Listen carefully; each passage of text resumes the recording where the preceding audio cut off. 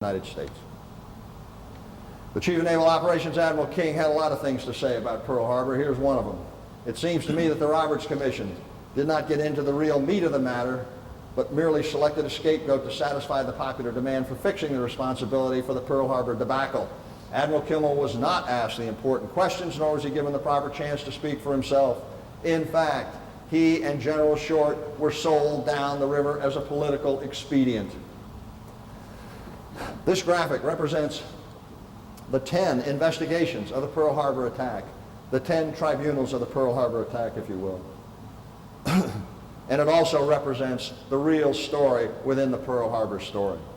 9 days after the Pearl Harbor attack, and in your mind you might want to compare the 9/11 attack with this. 9 days after the Pearl Harbor attack, a sitting Supreme Court Justice, Owen Roberts, was selected by the President of the United States to investigate the Pearl Harbor attack. 10 days after the Pearl Harbor attack, my grandfather was fired and replaced. 11 days after the Pearl Harbor attack, sitting Supreme Court Associate Justice Owen Roberts began his investigation. He investigated for 36 days. 47 days after the Pearl Harbor attack, he wrote a report completely unredacted. The President of the United States signed it, finding my grandfather and General Short derelict in their duty and solely responsible for the success of the Japanese attack. That report was sent around the world immediately, unredacted. 47 days after the Pearl Harbor attack, soup to nuts, end of the story. Well, it was the end of the story for years. Years later, precisely February 21st, 1944, the head of Op 20G, Naval Communications Intelligence, indeed the father of Naval Communications Intelligence, Lawrence Safford, went to visit my grandfather in the Bronx, New York, where he was living, and said, Admiral Kimmel, prior to Pearl Harbor, did you receive the information that we had available in Washington, D.C. from the decoding of Japanese diplomatic and spy communications in a program that we called MAGIC? Admiral Kimmel, who was a beaten, despondent man, perfectly capable of suicide, looked at Captain Safford and said, Captain, what are you talking about? What in the world is MAGIC? Captain Safford explained to him what was available in Washington and not transmitted to him prior to Pearl Harbor. In Hawaii, my grandfather went from a beaten man, he turned into a fighting tiger. He got himself an attorney, marvelous gentleman out of Boston by the name of Ed Hanafy. Ed Hanafy actually went and wrote the enabling legislation, presented it to the Naval Affairs Committee. The chairman was Dewey Short. Dewey Short was so impressed he got Congress to pass a law ordering the Army and the Navy to conduct further investigations, or there would have been no further investigation of the Pearl Harbor attack. 47 days after the attack, that would have been it.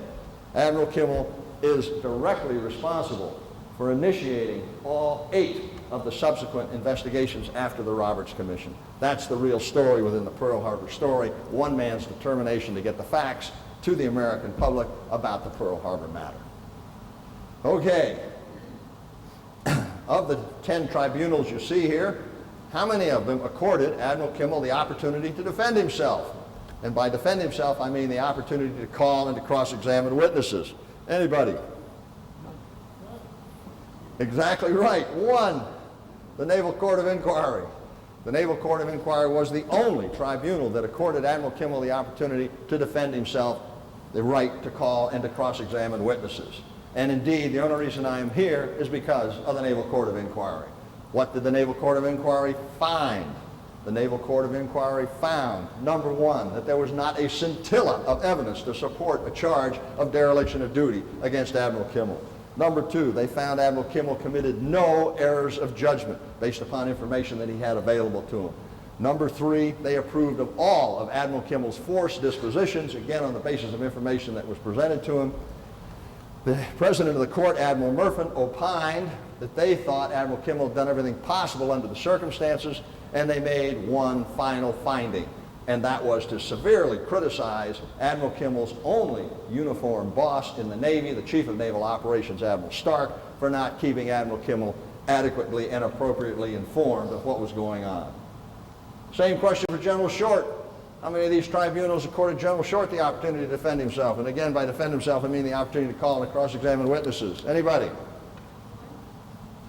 Right again, none. The Army Pearl Harbor Board did not accord General Short the opportunity to defend himself. And the Army Pearl Harbor Board later regretted that. We know that because of reminiscences by members of the board. And indeed, the Army Pearl Harbor Board did criticize the performance of General Short. But ladies and gentlemen, that criticism was mild criticism indeed, to the eviscerating criticism that they visited upon the Chief of Staff of the Army, the head of the Army, General Marshall. The Army Pearl Harbor Board, in their top secret report, took on the issue of the military culture. The military culture is very important, essential in wartime, and it's simply this. If everything goes right, the boss gets all the credit. Anything goes wrong, the boss gets all the blame. Very important expedient for wartime. The Army Pearl Harbor Board addressed that issue head-on in their top secret report in 1944, and this is what they said. Where information has a vital bearing upon actions to be taken by field commanders, and this information cannot be disclosed to the field commanders, it is incumbent upon the War Department then to assume the responsibility for specific directions to the theater commanders. This is an exception to the admirable policy of complete responsibility upon the field commanders. General Short and Admiral Kimmel got neither form of assistance from the War Department or the Navy Department. The War Department and the Navy Department had the information. All they had to do was either give it to General Short or Admiral Kimmel or give them directions based upon it. Ladies and gentlemen, almost all of my slides are attributed, as you can see. In this particular case, we're talking about Volume 3 of the Joint Congressional Committee's Pearl Harbor Attack Investigation, page 1444, and so forth. What specific directions did the Army Pearl Harbor Board have in mind? Here's what they had in mind, as made manifest by General Marshall a year and a half prior to the Pearl Harbor attack, when General Marshall sent an alert, a famous alert, dated June 17, 1940, to General Short's predecessor, General Herron, out in Hawaii, in which General Marshall said, with these invigorating words, as described by the head of the Navy out there, Admiral J.O. Richardson at the time, immediately alert complete defensive organization to deal with possible trans-Pacific raid to the greatest extent possible. Ladies and gentlemen, that is a war warning worthy of the name. This is what the Army Pearl Harbor Board had in mind. What actually was sent to Hawaii on December 7th, 1941. A very watered-down version that the Japanese are pretending at 1 p.m. Eastern Standard Time, Washington, D.C. time, today, what amounts to an ultimatum. They're presenting what amounts to an ultimatum. And of course, this watered-down alert arrived after the attack. Colonel Bratton, who'd been the head of Army military intelligence for years prior to Pearl Harbor, had this to say about that time of delivery message. When I saw this 1 o'clock message at 9 a.m. Eastern Standard Time, Washington, D.C. time, it told me that there was going to be an attack on some American installation at or shortly after 1 o'clock p.m. Eastern Standard Time, 7:30 a.m. Hawaii time, 2 a.m. Manila time. This message immediately stunned me into frenzied activity because of its implications. I told that to General Marshall, the head of the Army, when I saw him, sir, and I told that to General Miles, the head of Army Intelligence, when I saw him that morning. The Army Security Agency was the organization responsible for breaking the Japanese diplomatic and spy codes in the first place. A member of the Army Security Agency, John B. Hurt, writing shortly after Pearl Harbor, said, about midday on Saturday, the day before Pearl Harbor, December 6, 1941, we at the Army Security Agency knew that war was as certain as death. It was known in our agency that Japan would surely attack us in the early afternoon of the following day. Not an iota of doubt. It is impossible to have an understanding of the Pearl Harbor matter without having some understanding of what magic is. So here we go. Magic was a code word for the secret American decoding of Japanese diplomatic and spy communications. Don't let anybody ever tell you that the only communications we were decoding of the Japanese prior to Pearl Harbor were diplomatic communications. The spy communications were terribly important, and they had absolutely nothing to do with diplomacy. Magic provided indications of the time of the Pearl Harbor attack, the place of the Pearl Harbor attack, the reason for the attack, and the deceit plan to cover the attack. And of course, we now know that Hawaii had no magic. But we also know that Washington, D.C., Manila in the Philippines, meaning General MacArthur and Admiral Hart, they had magic. And indeed, the British had magic because we gave them the ability to decode it. This graphic depicts in summary form information that was available in Washington, D.C. prior to Pearl Harbor, largely from the decoding and from the magic program, information that was available to General MacArthur and Admiral Hart in the Philippines, and of course this same information that was not available to Admiral Kimmel or General Short in Hawaii. I do not have time to go into all of this today, but I will touch briefly on item number 1, this exchange of diplomatic notes, which was terribly important to the Pearl Harbor story. Admiral Kimmel had been screaming to be kept apprised of what was going on diplomatically. He was assured that he would be, and he had no idea that the famous ultimatum of November 26, 1941, known as an American Note from Secretary of State Cordell Hull, was sent to the Japanese, telling the Japanese to get out of China or else. We knew from the decoding of magic that the Japanese considered this to be an ultimatum, worse than an ultimatum, a humiliating proposal. By no means could they use it as a basis for negotiation. Things were automatically going to happen. A time schedule was set up to respond to this, and we were well aware of it through the decoding of magic. Of course, Admiral Kimmel had no idea that we had sent this ultimatum. As a matter of fact, he had been told by his uniform boss in the Navy, the Chief of Naval Operations, 1 month prior to this, that both the Chief of Naval Operations and the head of the Army in writing had specifically recommended to the President of the United States that he not send an ultimatum. That's what Admiral Kimmel knew about, but he had no idea that the ultimatum actually had been sent. Why is that important? Well,